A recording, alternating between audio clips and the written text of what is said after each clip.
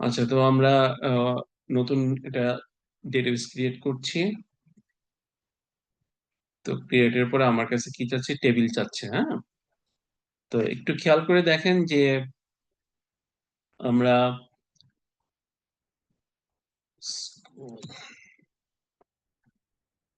Last ক্লাসে যে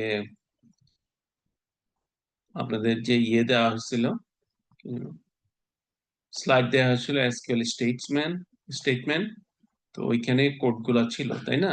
তো এই কোডগুলাই আমি আপনাদের অন্য জায়গায় একদম টেক্সট আকারে দিয়ে রাখছি, এবং দেয়ার আর লটস অফ ডেটাস। তো আমি আজকে যেটা দেখাতে চাবো যে আপনি কিভাবে কোড দিয়েও আপনি কি করতে পারেন, আপনার ডেটাবেস আপডেট করতে পারেন।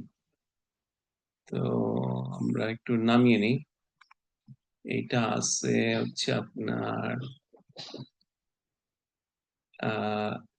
Order table, customer table. হ্যাঁ, এই যে ক্রিয়েট টেস্ট ডেটাবেস আছে, আরেকটা আছে ডেটাবেস লেকচার দিয়ে রাখছিলাম। তো এই যে এখানে কফি শপ কোড পাওয়া গেছে। কফি শপ কোডস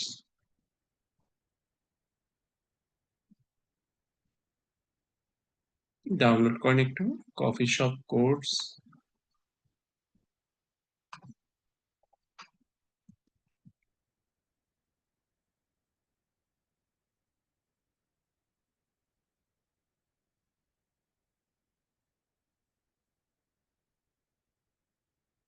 ডাউনলোড হইলে আপনি এরকম একটা ফাইল দেখতে পাবেন আর কি। দেখেন তো সবার কাছে ফাইলটা এসছে কিনা।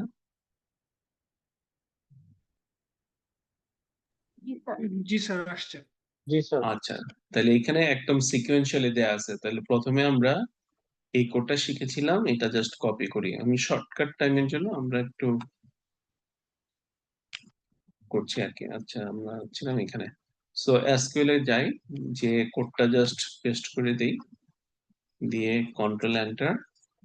তাইলে আমার কি হয়েছে দেখেন, বাম সাইডে প্রোডাক্ট চলে আসলো। এখন প্রোডাক্টসে আমরা প্রোডাক্ট ডেটা এন্ট্রি করব, যেটা আমরা লাস্ট ক্লাসে কোড দেখিয়েছিলাম। তো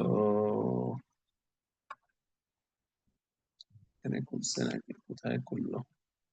আচ্ছা, এখানে। তাইলে ইনসার্ট ইনটু প্রোডাক্টস, এই কোডটা আমরা ইউজ করেছিলাম ডেটা ইনসার্শনের জন্য, তাই না? কন্ট্রোল সি, তারপরে হচ্ছে কন্ট্রোল ভি, কন্ট্রোল এন্টার। তাইলে প্রোডাক্টে ডেটা গুলো ঢুকে গেল। কয়টা ডেটা ঢুকছে? 7টা ডেটা ঢুকছে। সবার হয়েছে এ পর্যন্ত?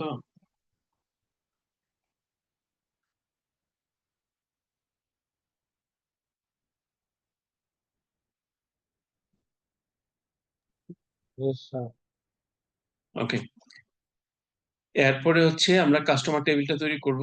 ক্রিয়েট কাস্টমার টেবিল, যাই আবার এসকিউএল এ। আচ্ছা, এখানে যেখানে খেয়াল করে দেখেন, এই যে আমাদের এখানে মনে আছে লাস্ট ক্লাসে বলছিলাম যে কোটেশন মার্ক গুলা কমা থাকলে হবে না, এটা হচ্ছে সিঙ্গেল কোটেশনে থাকতে হবে। মনে আছে কিনা আপনাদের? এই যে সিঙ্গেল কোটেশন করা লাগবে। তো ডেটা নর্মালি যদি কোড আপলোড করেন, বি কেয়ারফুল উইথ দিস, নাহলে সামান্য একটা কমার জন্য কিন্তু সে ডিস্টার্ব করবে। করতে পারছি আমরা?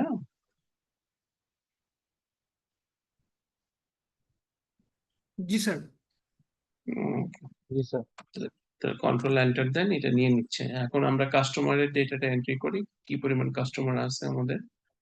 So there's a loss of customer there. আমরা কন্ট্রোল সি, এসকিউএল এ যাই, দেন কন্ট্রোল ভি দিয়ে দিলাম, কন্ট্রোল এন্টার। সো ডেটা গুলো নিয়ে নিল। 24 জন কাস্টমারের ডেটা আমরা ইনসার্শন করেছি।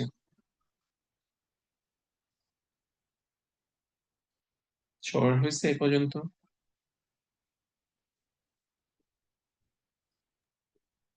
Yes, sir. ওকে, জি স্যার। দেন আমরা হচ্ছে এখন ট্রানজেকশন টেবিল। মনে আছে আপনাদের লাস্ট ক্লাসে আমরা মাস্টার টেবিল আগে করব, তারপর হচ্ছে ট্রানজেকশন টেবিল গুলো করবো। এখন ট্রানজেকশন টেবিল হচ্ছে আমাদের এই ক্ষেত্রে হচ্ছে অর্ডার টেবিল। তো অর্ডার টেবিলে আমরা ডেটা গুলো বসায় দিই, দিয়ে কন্ট্রোল, তাহলে আমার অর্ডার টেবিলও তৈরি হয়ে গেল।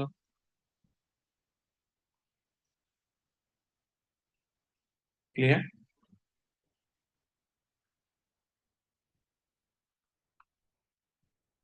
এখন আমরা ডেটাগুলো ইনসার্ট করে দেই। অর্ডার টেবিলে অনেক ডেটা আছে, পুরো ডেটাটা আমাদের তো অল্প কয়টা ডেটা আমরা আমরা ইয়ে থেকে ইনসার্ট করেছিলাম, এই জন্য বলে আপনার স্লাইডস থেকে এখন পুরো ডেটাটা আমরা ইনসার্ট করে দিচ্ছি।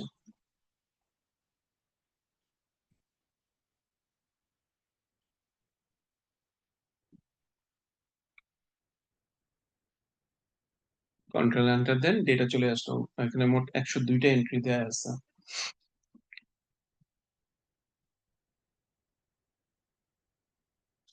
যদি আমরা টেবিল দেখতে চাই তাহলে প্রোডাক্টস এ ক্লিক করি, দেন এই যে 7টা প্রোডাক্টস আছে।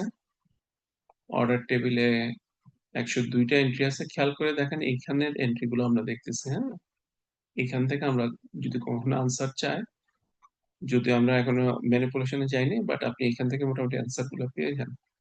কাস্টমার কয়জন আছে, এই যে 24। এই পর্যন্ত সবার এসছে কিনা?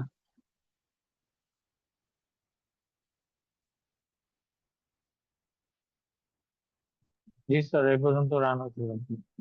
আচ্ছা, এখন আপনি ইচ্ছা করলে কি করতে পারেন, আহ এই যে এই টেবিলটা আপনি এক্সপোর্ট করতে পারেন। এই যে দেখছেন এক্সপোর্ট আছে এখানে, সবার আছে। Yes sir. এক্সপোর্টে ক্লিক করেন। ক্লিক করার জন্য কি কোন কোন ডেটা করবেন আপনি ইচ্ছা করলে সিলেকশনও করতে পারেন, অথবা অল চেক করে দেন এক্সপোর্টে চলে যান। তো এক্সপোর্টে বলতেছে আপনি কি হিসাবে এক্সপোর্ট করবেন, আপনি কি এসকিউএল করবেন, এক্সএমএল করবেন, পিডিএফ করবেন, সিএসভি করবেন। ঠিক আছে, তো নরমালি যদি আপনার আমরা কি যেন বলি সিএসভি ফরম্যাট টু এক্সেল করে আপনি এক্সেলে নিয়ে যেতে পারেন ডেটা, ওয়ার্ডে নিয়ে যেতে পারেন। তো পিডিএফ এ দেখি আমরা কি অবস্থা। পিডিএফ ক্লিক করলেন, এক্সপোর্টে ক্লিক করেন, এই যে পিডিএফ চলে আসছে। নিশ্চয় সবার ক্লিক করেন, এই যে আপনার ডেটা। ইজি না?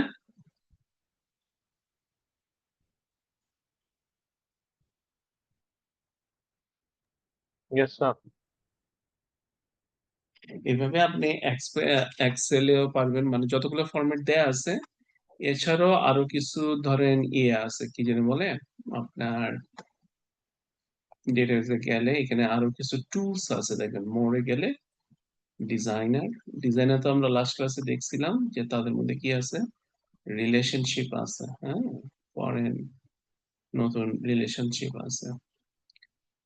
আচ্ছা, আহ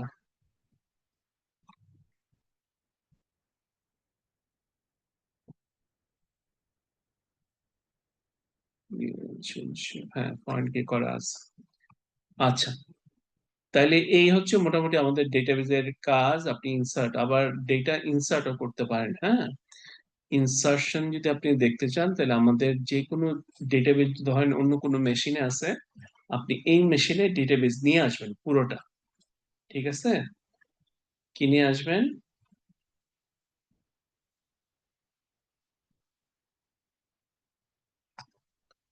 ফর এক্সাম্পল এই ডেটাবেস পুরোটা আপনি অন্য আরেকটা মেশিনে নিয়ে যাবেন বা সার্ভারে নিয়ে যাবেন, তাহলে কি করি আমরা, এই ডেটাবেসে ক্লিক করবেন, করে এক্সপোর্টে ক্লিক করবেন।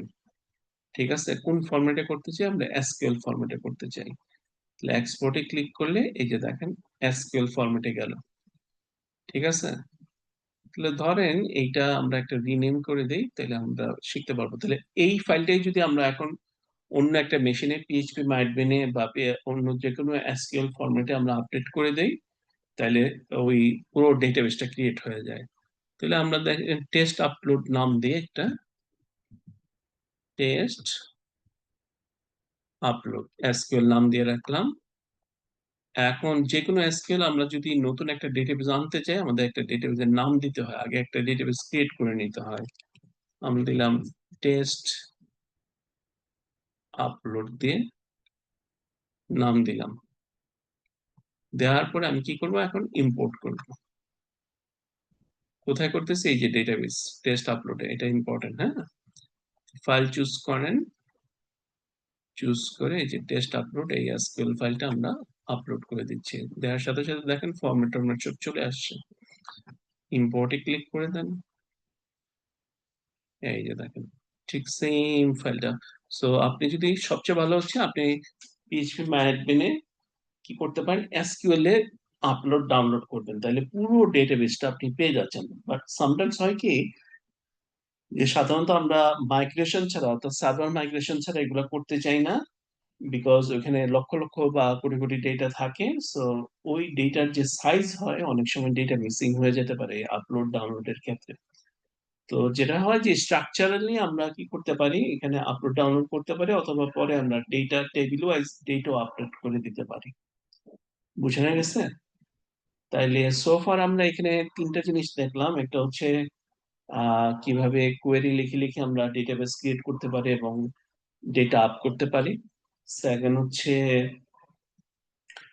আহ, আহ, পুরো ডেটা ডেটাবেসটা আপনার ডাউনলোড করা, অথবা কোনো ডাউনলোডেড ডেটাবেস নতুন একটা সার্ভারে কিভাবে আমরা আপলোড করি।